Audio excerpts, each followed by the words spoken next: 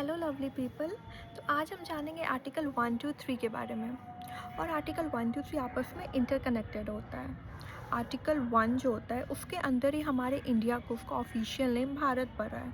और इतना ही नहीं, आर्टिकल 1 के अंदर ही 28 स्टेट्स और 8 यूटीज़ में हमारे इंडिया को डिवाइड किया गया है। उसके बाद आता है आर्टिकल 2, जो कि बहुत सिंपल है। इसका मतलब होता है इस्टेब्लिशमेंट और admission of any new states. किसी भी नए स्टेट को सिर्फ पार्लियामेंट ऐड कर सकती है कंट्री में।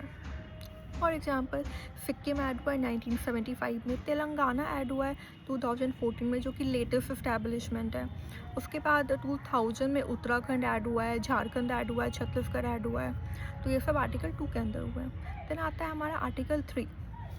आर्टिकल 3 में होता है कि हम किसी भी स्टेट को पार्लियामेंट किसी भी स्टेट को चेंज या मॉडिफाई कर सकती है। उसका एरिया डिक्रीज कर सकती है या इंक्रीज कर सकती है, या नेम चेंज कर सकती है, बाउंड्रीज डिसाइड कर सकती है।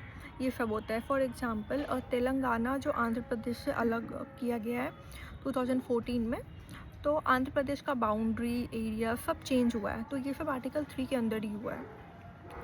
उसके बाद आपको एक छोटा सा कंडीशन होता है आर्टिकल 3 को अप्रूव करने के लिए, जो कि बहुत इंपॉर्टेंट है। ये आर्टिकल 3 को अप्रूव करने के लिए पार्लियामेंट को अप्रूवल चाहिए होता है हमारे स्टेट लेजिस्लेचर से, जो कि होते हैं स्टेट के एमएलएज।